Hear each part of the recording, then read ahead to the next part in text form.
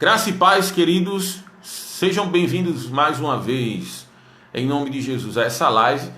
Veja só, eu não estou conseguindo, a situação não está harmônica, não está simbiótica, não vejo, né, uma sincronização entre alguns fatos que estão ocorrendo. Eu não estou conseguindo, né, eu não estou conseguindo de maneira nenhuma conseguir falar com os irmãos, né. Desde já eu gostaria de saber se vocês estão online, se vocês estão participando de tudo isso.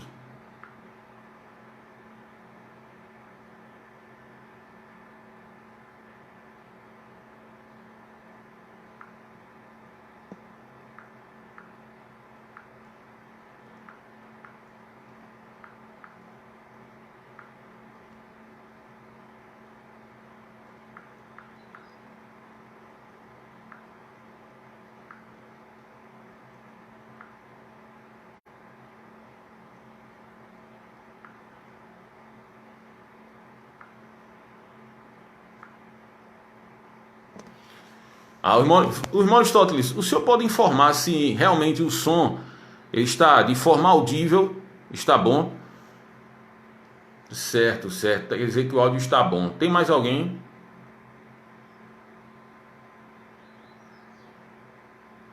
Estou vendo duas pessoas que estão online aqui, mas não dá para saber.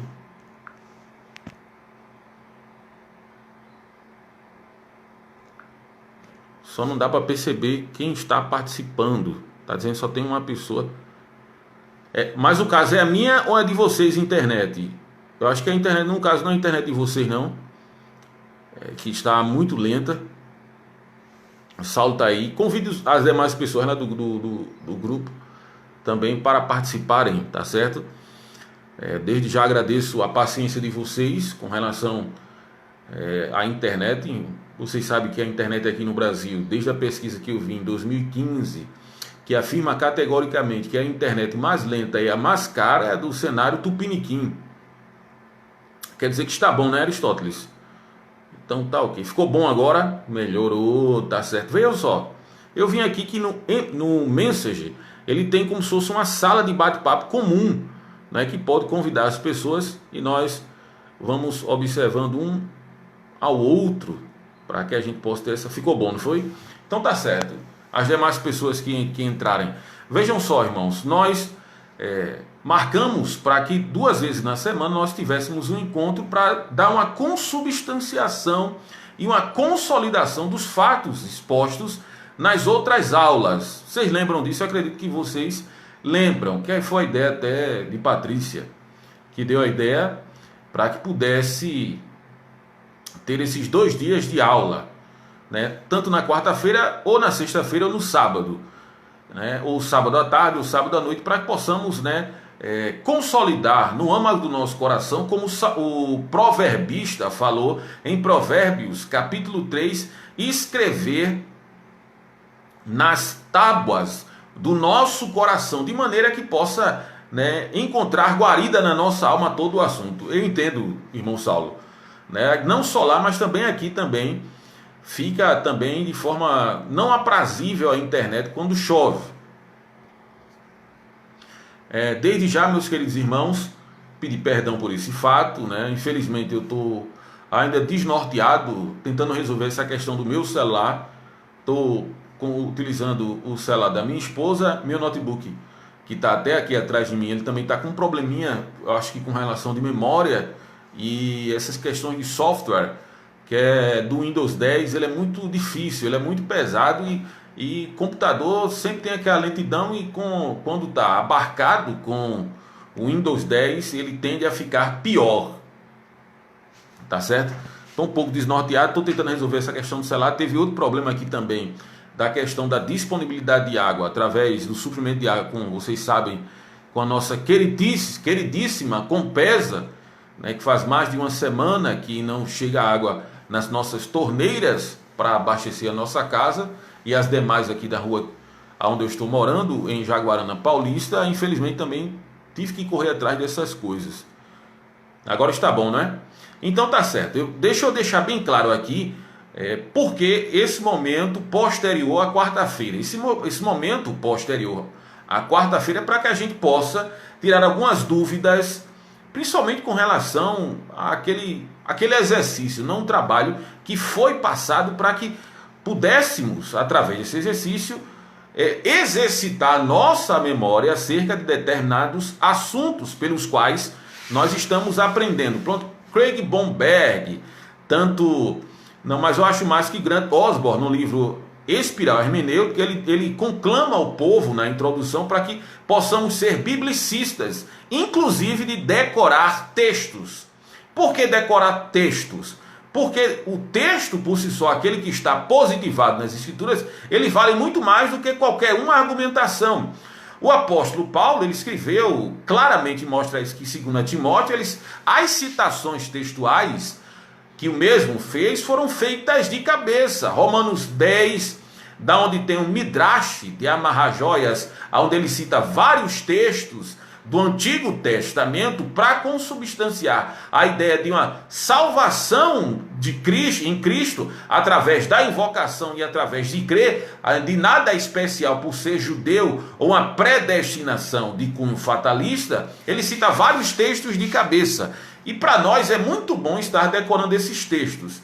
Eu perdi meu celular, vocês sabem muito bem disso, fui assaltado, fui vítima aqui, mas graças a Deus, né, eu pude me voltar mais um pouco para as questões escriturísticas, e de maneira que eu pude decorar até outros textos. De ontem para hoje eu decorei 6 textos, né, e isso fez com que a nossa alma fosse regozijada e alimentada com a palavra de Deus, como diz lá em Mateus capítulo 4, que nem só de pão viverá o homem, mas de toda a palavra que sai da boca de Deus. Josué capítulo 1 e verso 8, Deus disse a Josué: não cesse de falar do livro desta lei, antes medita nele de dia e de noite, para fazer conforme tudo quanto nele está escrito, então prosperarás no teu caminho, não te deixarei nem te desampararei. Antes, ser forte e corajoso, não tema e nem te espante, porque o Senhor teu Deus é contigo por onde quer que andares.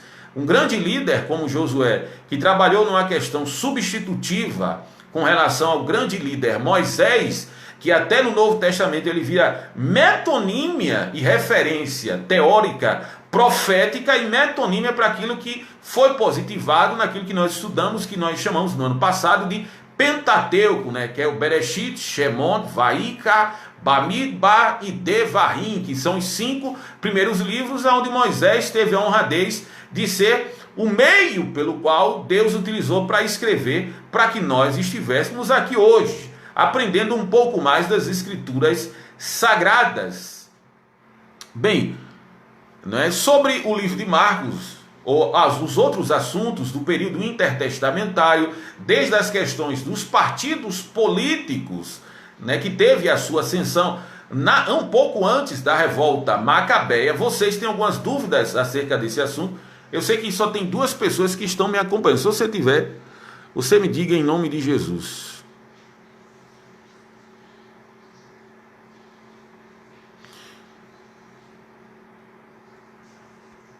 Irmão Aristóteles, o irmão Saulo, tem mais 3 pessoas. Vocês estão me escutando? Se você estiver me escutando, por favor, se você puder, você me avise em nome de Jesus, tá certo? Aristóteles, tanto Aristóteles quanto Saulo, contra a outra pessoa que está, não tem nada com relação a alguma dúvida com relação a este assunto, me digam, por favor, em nome de Jesus. Bem, se ninguém manifestou acerca desse assunto, dizendo que tem pessoas acompanhando a nossa live, então quer dizer que vocês não têm nenhuma dúvida acerca do cerne dos evangelhos e acerca... Não entendi, Aristóteles. Positivo o quê? Agora entrou a nossa querida irmã Marinês, dando aí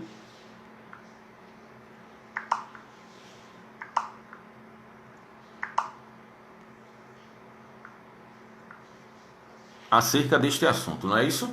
Então vamos lá, já que vocês estão dizendo que não tem até algum tipo de dúvida acerca disso daí, eu quero lembrar para você algumas perspectivas acerca do Evangelho de Marcos. A primeira dela é que eu estou falando isso acredito, na aula passada, através da live, nessa também, foi o que eu falei, vou repetir mais uma vez acerca desse assunto, é que, como Papias afirmou, Clemente de Roma também afirmou, Irineu de Lyon e Justino Mártire, eles colocam que Marcos, ele participou do evangelho que nós chamamos um evangelho catequético de Pedro. Enquanto Paulo e Pedro, eles tentaram da melhor maneira possível fundir a igreja, ou fundar no caso, penetrar na capital mundial da época do primeiro século, eles tentaram penetrar através do evangelho e conseguiram com muito êxito, através do poder do Espírito Santo, eles conseguiram penetrar o evangelho lá. Enquanto isso, próximo da morte de Pedro, João Marcos confeccionou aquilo ali, levando em consideração a ordem cronológica dos fatos pelos quais Pedro pregou. Quem diz isso? Você vê isso na nossa querida Bíblia de Genebra.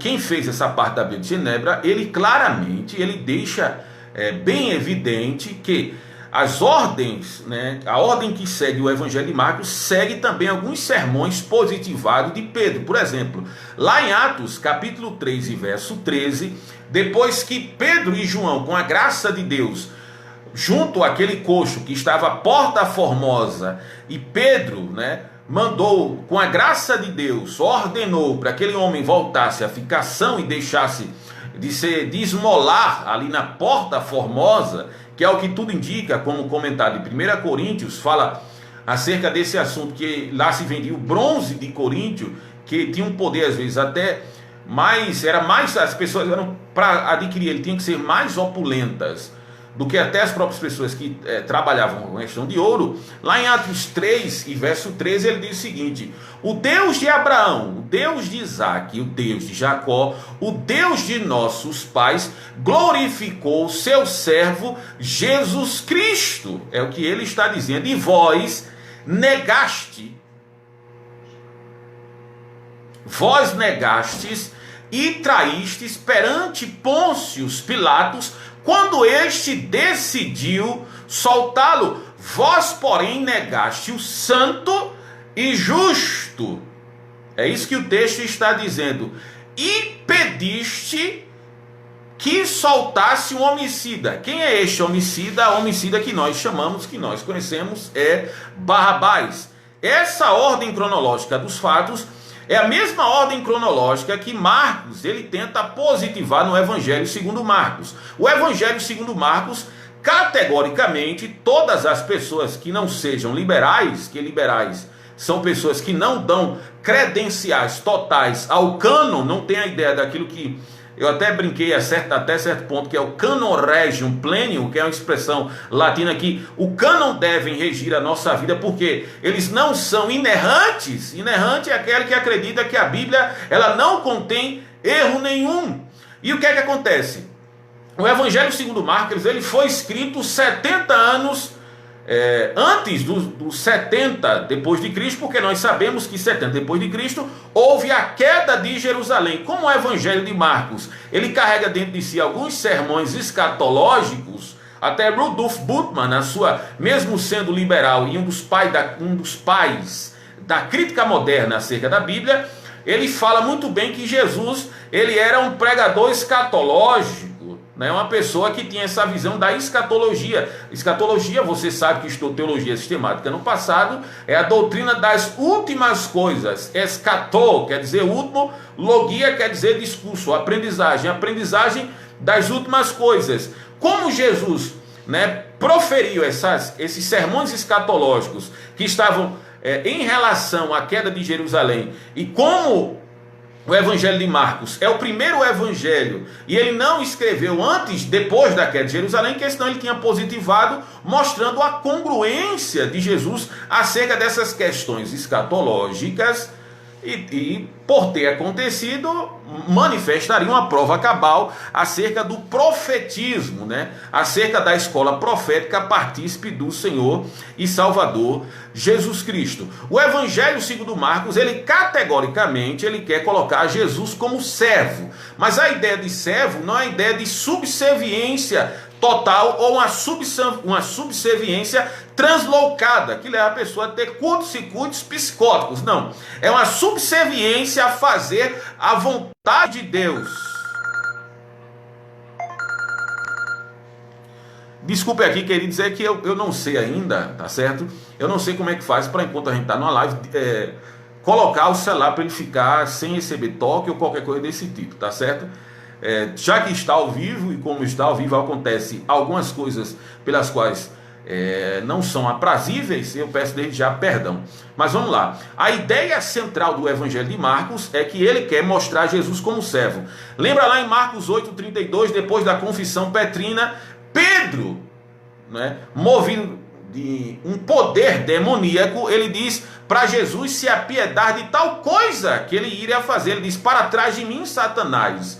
E algumas pessoas que, por exemplo, Grant Osborne, que também faz o comentário de Marcos, que ainda não está traduzido, e outras pessoas comentaram, Beacon e outros, eles acreditam fielmente que essas palavras impactou Pedro de tal maneira que ele sempre quis, nos seus sermões, e até lá em 1 Pedro capítulo 2, verso 12, fala acerca de Jesus como servo de Deus, o servo que em algumas traduções, ele tem 3 traduções. Paulo trabalha mais com a tradução de doulos. Doulos, no original, é a ideia de servo também, ou de escravo. Lá em Marcos, capítulo 10 e verso 45, quando Jesus diz que o Filho do Homem não veio para servir, mas não veio para ser servido, mas veio para servir, a palavra lá utilizada é a mesma raiz, é o mesmo paradigma com relação à palavra diácono. Essa palavra diácono também é a ideia de serviço, que vem da palavra diócos. Diócos é aquele que persegue uma coisa, é aquele que está perseguindo uma caça, com um desejo ávido. Jesus teve esse desejo de ser servo, de fazer a vontade do Pai que está no céu. Ele até disse, né, que a minha comida e a minha bebida é fazer a vontade do meu Pai que está nos céus. E tem uma, que é uma questão que tem um peso mais teológico, que Oscar Cullmann fala da questão. Ele tem até um livro, Pedro, aqui, que foi editado, mas é Saint-Pierre, né, que é em francês, que é sobre uma biografia de Pedro. E ele vai colocar que das 4 vezes que aparece a palavra grega paz, 2 delas, elas aparecem em cima das pregações, das homilias petrinas, porque essa ideia de paz é a mais que está perto, é que está mais perto, veja só, da tradução que a Septuaginta traz daquilo que é o Ebed Yavé. O Ebed Yavé, que Oscar Cullmann trabalha no 2º capítulo do seu livro da Cristologia, essa segundo o Ebed Yavé pode ser traduzida como também no pais, esse pais que vem do grego, o Ebed em hebraico, pais é em grego, trabalha a ideia do filho do homem e também do servo, a ideia de como filho e a tradução também como servo. Lembra que no prólogo de Marcos ele fala do evangelho do Filho de Deus. Nós sabemos essa ideia de Filho de Deus é uma ideia que trabalha desde já a eternidade. E no epicentro da sua mensagem, naquilo que está positivado no seu evangelho, ele carrega dentro de si a ideia de servo. É a ideia que, mesmo sendo filho eterno, humanamente falando, como tem essa questão das 2 naturezas de Cristo, a natureza divina e a natureza humana, como ele está encarnado, mas mesmo sendo Deus, ele tem a atitude de servo. Na Bíblia de Genebra vai falar que isso serviu, o Evangelho de Marcos serve, ele dá impulso, ele trabalha com a carga positiva para que as pessoas observem Jesus como servo, e ele mesmo diz no comentário da Bíblia de Genebra que isso serviu como estímulos para que as outras pessoas também servissem. Quem foi militar, e Aristóteles e Saulo, que foi militar e que são também militares, porque uma vez militar, sempre militar, embora que esteja gozando da aposentadoria, no militarismo do exército se diz o seguinte: ninguém pode cobrar a outra pessoa aquilo que ela não pode fazer. Remete às palavras éticas do Sermão da Montanha de Jesus, lá de Mateus 7,12, ele diz o seguinte: tudo o que quereis que os homens vos façam, fazei vós também, porque disto depende a lei e os profetas. Jesus é para nós o arquetipo de fé. Por isso que lá em 1 João capítulo 2 e verso 9, 6, quem diz estar nele deve andar como ele andou. Lá quando os cristãos estavam em Antioquia da Pisídia, no capítulo 11, depois que eles são expulsos de Jerusalém, devido à perseguição interna que existe dos grupos sectários, inclusive dos fariseus e dos saduceus, diz lá a Bíblia que eles são chamados pela primeira vez de cristãos. Por quê? Porque nas atitudes, nas ações deles, todas essas ações que eles tinham, a ortodoxia e a ortopraxia estavam totalmente em simbiose. Aquilo que eles diziam com a própria boca, que Jesus era Deus e morreu pelos nossos pecados e ressuscitou ao terceiro dia, na prática, não como taumaturgos, operadores de milagres ambulantes, não, mas na prática, na ação, no dia a dia, eles lembravam a pessoa de Cristo. Adolf Hannach, que foi um teólogo com os pés liberal e que ele é citado no comentário wesleyano, se você quiser baixar My Bible, que é um comentário que tem, lá são vários comentários, e tem um comentário que ele faz lá de Filipenses capítulo 4, um comentário wesleyano, e ele cita Adolf Hannach. Quando ele fala de Adolf Hannach, ele vai dizer que uma das coisas que fez com que o evangelho durante 30 anos conseguisse alcançar todo o território do Império Romano foi porque as pessoas na prática ajudavam outras pessoas, porque Jesus é o nosso arquetipo de fé. Como Jesus é o nosso servo, qual é a ideia desse servo? É o servo citado em Isaías 42, do 1 ao 4, Isaías 52, do 52, 13, até Isaías 53, 14, que nós chamamos, Isaías 53, nós sabemos muito bem, que é aquele que fala que Jesus não tinha parecer nem formosura, foi subindo como raiz em terra seca, olhávamos para ele, não tinha beleza nem formosura, homem de trabalho, como diz o texto, e também fala do resgate de Cristo, e no verso 11 vai dizer que ele verá o fruto do seu trabalho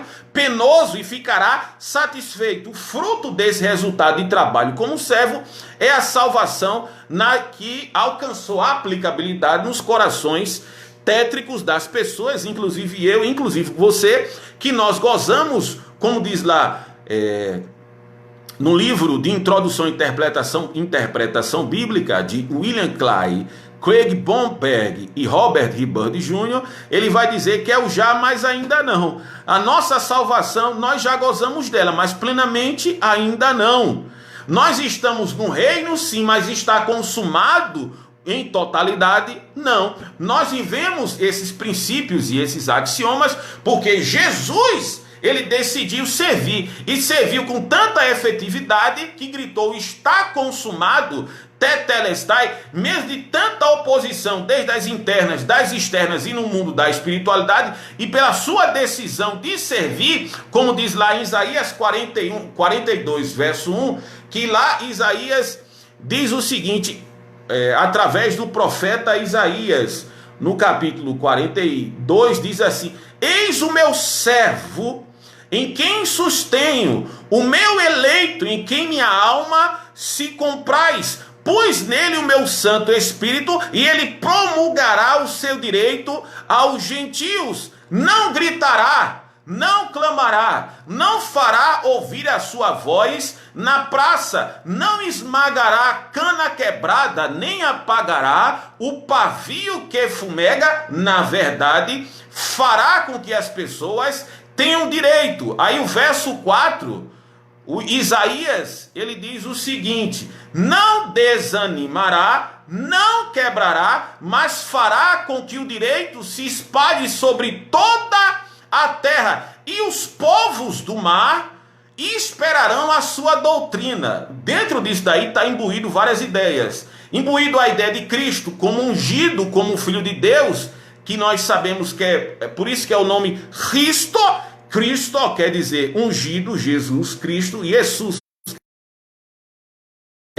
de Cristo como ungido com o seu Santo Espírito. Lembra lá em em Lucas 4, 17, que diz que quando Jesus abre o rolo citando Isaías, Isaías 61, dizendo que o seu Santo Espírito está sobre ele, lembra disso? Lembra também de quando no batismo de Jesus, uma voz desce do céu, uma pomba de forma envolve Jesus, e escuta-se uma voz do céu: este é o meu filho amado, em quem me comprazo. Até no Evangelho de Marcos mostra estas coisas. O livro de Isaías, ele mostra claramente Jesus como servo e serviu promulgando o direito às outras pessoas, até não do quadrante de Jerusalém, como gentios, e diz que os povos esperarão a sua doutrina. Por isso que o Evangelho de Marcos, capítulo 1, 2 e 3, diz que as pessoas ficam estupefadas com a sua doutrina, porque ele falava com autoridade, uma personalidade com autoridade, enquanto os escribas, os fariseus, os essênios, os herodianos, os zelotes, os rachidins e todos os outros grupos sectários não tinham autoridade para falar sobre determinado assunto por questão de causa de conhecimento. Jesus fala claramente com conhecimento. Tá certo assim, meus irmãos? Vocês estão me entendendo? Se você está me entendendo, faça uma manifestação aí na fanpage, porque infelizmente nas redes sociais, diferentemente como acontece na ambiência academicista, a gente não consegue sentir esse calor relacionado às coisas que estão acontecendo. Tá certo assim? Vamos lá, outra questão que mostra claramente essa realidade em Jesus Cristo que ele quer apresentar. Ele quer apresentar um evangelho com poder. Lá em Marcos, capítulo 12, se eu não estou enganado, e capítulo 40, Jesus disse: vocês não conhecem as escrituras nem o poder de Deus. Está falando isso para os saduceus, que eram pessoas totalmente aristocratas, pessoas opulentas, a classe sacerdotal que tinha mais, digamos assim, mais pecúlio, e eram pessoas que eram... Você sabe que o sacerdote, lá em Levítico, uma das suas prerrogativas para exercer o seu sacerdócio é que ele conhecesse a lei e ensinasse a lei ao povo, de certa forma catequética, para que as pessoas pudessem aprender. E o que é que acontece, meus nobres e estimados irmãos? Jesus disse que eles não conheciam as escrituras, nem conheciam o poder de Deus. Uma coisa é você querer uma teologização das coisas. Eu me lembro que quando adentrei nas portas do seminário, meu professor de teologia sistemática foi, acredito que vocês conheçam, foi o pastor Enoque, que é um dos docentes da nossa FATEADEG. E infelizmente, queridos, ele disse o seguinte: tem muitas pessoas, inclusive eu, conhecem mais de teologia do que a própria Bíblia. A W. Tozer, ele diz o seguinte: cuidado com as notinhas de rodapé, porque foram por elas que os judeus se perderam. Conheciam as notinhas de rodapé, mas não conheciam, como Jesus disse, as próprias escrituras sagradas, e com isso também não conheciam o poder de Deus. Não é o poder de Deus naquilo que nós entendemos de uma verticalização dos céus para a terra, mas é o poder de Deus que as escrituras realmente elas podem nos dar. É aquilo que ele diz que na pregação, Timothy Keller, no livro sobre pregação, ele diz o seguinte: ele diz que a pregação ela serve para duas coisas: para consolar os desconsolados e para confrontar os conformados. Quando a palavra de Deus diz lá Norman Geisler, na introdução à bibliologia, ele diz o seguinte: que a Bíblia é como um leão que precisa sair da jaula. Quando realmente ela é pregada, o poder de Deus é manifesto. Você observa isso, que o Evangelho ele transforma as pessoas, como lá no livro Introdução à Hermenêutica Reformada, do saudoso pastor Paulo Anglada, ele diz lá que os puritanos entendiam que quando você prega a verdade de forma coerente com aquilo que as escrituras dizem, não para ser palatável aos ouvidos da audiência, a graça de Deus se encarrega de penetrar nos corações da pessoa, trazendo esse poder de transformação. Por isso que disse o salmista no Salmo 119, bem-aventurados que trilham caminhos retos e andam na lei do Senhor, bem-aventurados que guardam os seus testemunhos. O verso 9, como purificará o jovem os seus caminhos, observando a tua palavra. E no verso 11 diz, escondi a tua palavra no meu coração, para não pecar contra ti. O verso 73 diz, foi-me bom ter sido afligido, para que aprendesse a tua lei. No Salmo 119, verso 156, diz o seguinte, desgarrei-me como ovelha perdida, mas busca o teu servo, porque eu dou graça à tua palavra. Paulo disse em 2 Timóteo, capítulo 3, em verso 16, que toda a escritura é divinamente inspirada. Esse teopneutos é a mesma ideia que tem de quando Deus soprou no coração, nas narinas de Adão, e ali, lá em Gênesis 2:7, ele vira fôlego de vida. E aquilo que Jesus disse em João 5:24, em verdade, quem crê na minha palavra e naquele que me enviou, não entra em condenação, porque passou da morte para a vida. Provérbios 18:21 vai dizer que a morte e a vida está no poder da língua, e quem souber comer desse fruto, diz lá que vai entender todas as coisas, não é verdade? Então nós devemos entender essa questão, o evangelho com poder. O evangelho ele tem poder sim, desde a transformação pessoal, desde a transformação no útero social, que é a família, e desde uma transformação na sociedade. Richard Baxter,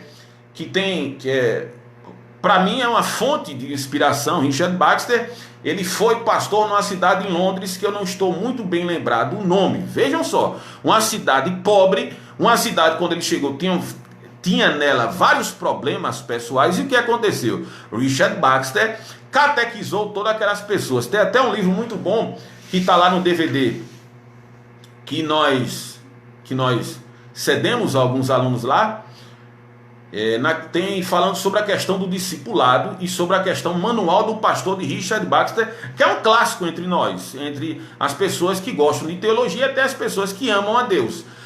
George Whitefield chegou lá quase 200 anos após Richard Baxter estar nessa cidade. Sabe o que ele disse? Que quando chegou naquela cidade, ainda se sentia o cheiro da boa doutrina. É porque o evangelho, quando ele é pregado com poder e pregado com graça, ele cria frutos, mesmo depois da morte, daquelas pessoas que proclamaram querigmaticamente este evangelho. Você, por exemplo, você vê a cidade. Eu me lembro que em 2015 eu fiz uma pesquisa para a Escola Bíblica Dominical. Qual era as duas melhores cidades para se viverem? Zurique é das melhores cidades para se viver. Zurique é a capital da Suíça. E essa cidade foi a cidade e Genebra, que foram duas cidades que foram redutos da reforma protestante, porque o evangelho ele tem poder. É aquilo que Martim Lutero disse, né? Que pregação sem unção endurece o coração, mas quando o evangelho é pregado com poder, há um rasgo no coração do homem, pelo qual fere o coração do homem, tem poder para transformar essa pessoa. E a questão também, outra questão que a gente vai tratar no Evangelho de Marcos, que é bem tratado, é a questão do ministério de Jesus, mesmo na oposição aos gentios. Marcos 5 é uma descrição de fatos bem interessante, né? Marcos 5 começa com o pedido de Jairo para que a filha dele fosse curada daquele mal, e também no meio do caminho acontece a questão da mulher do fluxo de sangue, e anteriormente também fala no capítulo 5 acerca do servo do centurião que está doente. E ele diz lá que a palavra de Deus tem tanto poder, porque ele não quer que Jesus vá até lá. Ele diz o seguinte: eu sou homem, o capítulo 5, Deus me perdoe, Deus nos perdoe. O capítulo 5 de Marcos é sobre um endemoniado de Gadara, que diz o texto lá que ele come os corpos em estado de putrefação, e que ele também, ninguém consegue segurar ele com as correntes, e todo mundo tinha medo dele, porque diz lá o texto que ele tinha uma legião de demônios. Uma legião é 6.000 soldados, e diz o texto que quando Jesus prega para ele, expulsa aqueles demônios, Pouco depois que Jesus sai da cidade de Gadara, vem aquele homem, chega perto de Jesus pedindo para que ele vá juntamente com Jesus. Jesus nega esse pedido e vá e pregue o quanto Deus teve misericórdia da sua vida e anuncia quão grandes coisas Deus fez. Foi para a cidade de Decápolis. A cidade de Decápolis já está dizendo, não é uma cidade israelita, mas uma cidade que teve a sua fundação depois da invasão do Império Grego. Decápolis são 10 cidades. Você pega o livro de Atos e alguns livros que contam a história da igreja, através daquela proclamação com poder que viu aquele homem totalmente embevecido por Satanás. Ele era a sécula do diabo, agora ele estava totalmente transformado com a graça de Deus. E depois nós vemos nesse capítulo 5 a narrativa do poder de Jesus com a sua pregação através da morte da filha de Jairo. E lembra que Jairo, ele é príncipe da sinagoga, era aquela pessoa que ele era o líder, como se fosse hoje o pastor presidente da sinagoga. E depois a mulher com fluxo de sangue. Você sabe que segundo as ordens levíticas, lá está dizendo que uma mulher, quando ela está no período menstrual que nós chamamos, né, na TPM, né, tensão pré-menstrual, que não é tensão pré-menstrual, é tirando a paciência do marido, essa questão, né, que ela tem, não poderia tocar em ninguém.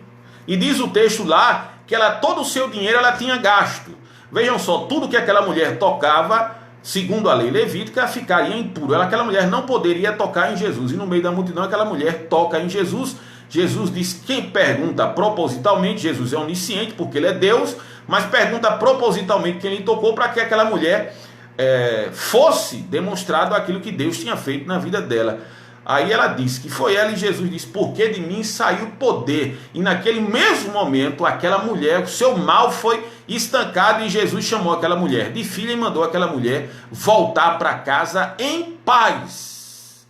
Paz no original, eirene, que quer dizer tranquilidade, sem ansiedade, sem desespero, porque o evangelho ele traz paz. Romanos 14, 17, Paulo diz que o reino de Deus não é comida nem bebida, mas paz, justiça e alegria no Espírito Santo. Lá em Filipenses capítulo 4 e verso 7, Paulo diz o seguinte: a paz de Deus, que excede todo o nosso entendimento, guardará os vossos corações e os vossos pensamentos por meio de Jesus Cristo. A palavra guardará que Paulo tem é a mesma ideia da guarda pretoriana romana, que está guardando um lugar. Cristo, com a sua graça, com o seu evangelho, a sua paz, guarda os nossos corações, primeiro das perspectivas com relação a Deus, porque nós somos em Cristo. Salve nossas questões do dia a dia, porque nós sabemos que o mundo aqui jaz o maligno e tem de ir de mal a pior. E lá em Romanos 5:1 vai dizer: justificados, pois, mediante a fé, temos paz com Deus por meio de Jesus Cristo, nosso Senhor. A palavra justificados mediante a fé, temos paz com Deus.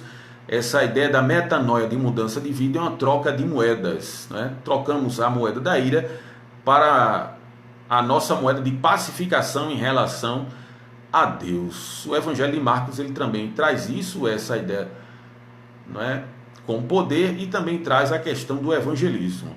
O evangelismo, já disse Vernon Geker, que quando uma igreja deixa de evangelizar, logo após ela vai deixar de ser evangélica.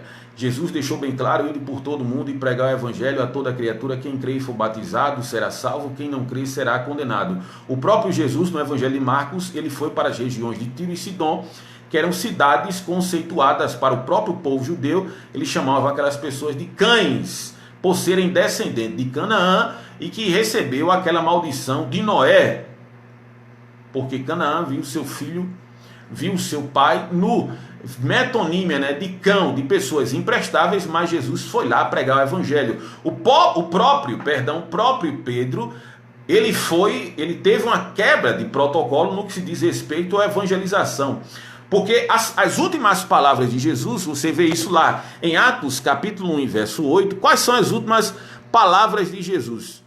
Lá em João 20, em Lucas 24, ele diz: e não vos ausentei de Jerusalém até que do alto sejais revestido de poder, que é a descida do Espírito Santo, proclamada em Joel.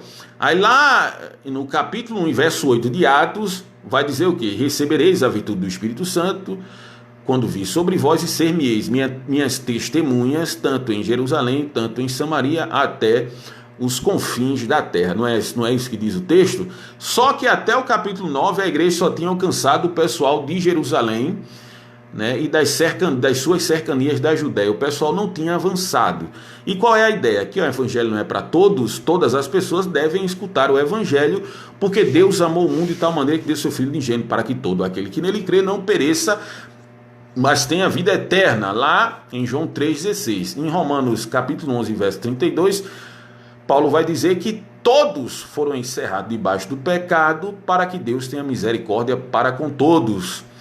E você vê lá em Atos 10, diz o texto de um homem chamado Cornélio, que ele era um centurião, morava justamente naquela ambiência pesada da cidade de Cesareia. Cesareia é uma cidade que carrega dentro de si toda a cultura romana, desde as questões sexuais e desde as questões dos jogos romanos que pegaram emprestado do Império Grego, desde toda a sua arquitetura e outras coisas mais. E o que é que acontece, meus irmãos? Cornélio, ele está lá e diz lá que Deus fica comprazido pelas suas esmolas e pelas suas orações, só que ele não é convertido. E o que é que acontece? Ele tem uma visão, um anjo desce do céu pedindo para que ele leve pessoas para a casa de Pedro. E diz lá que Pedro, ele está, né, num período de meio-dia, no meio da tarde, ele está no período do jejum. E ele tem uma visão que desce um lençol do céu. E lá tem vários répteis. E a voz diz do céu para ele matar e comer aquela comida. Ele disse que não ia matar nem comer, porque eu nunca comi coisa tão impura. A voz responde para ele dizendo que não diga que é impuro aquilo que Deus santificou. Porque no background veterotestamentário você pode observar claramente que répteis não faziam parte da koshé, da dieta judaica. E o que é que acontece? Aqueles répteis são a representação de Cornélio. Chegam os representantes do Cornélio e levam Pedro para a sua casa. E quando chega lá na casa de Cornélio, as pessoas estão em expectativa. A primeira frase que Pedro diz é que bem sei eu que Deus não faz acepção de pessoas. Capítulo 10, verso 38, ele diz assim: como Deus ungiu a Jesus de Nazaré com o Espírito Santo e com poder, o qual andou fazendo bem a todos, curando os oprimidos do diabo, porque Deus era com ele. Quando ele pregou o evangelho da graça de Deus, diz que as pessoas começaram a glorificar a Deus em outras línguas, porque o Espírito Santo desceu. E quando a igreja chama ele para se retratar, porque não era lícito um judeu entrar numa casa de uma pessoa não judia, ele explica dizendo: aquilo que aconteceu conosco lá em Atos 2, da fenomenologia, do falar em línguas estranhas e glorificar a Deus, aconteceu com aquele povo, e eles começaram a glorificar a Deus, entendendo que a salvação também era para os gentios. Isso é uma prerrogativa do livro de Marcos. É a pregação em Jerusalém, em Judéia, em Samaria, até os confins da terra. John MacArthur disse que a igreja no primeiro século, dentro de 30 anos, conseguiu evangelizar o mundo todo.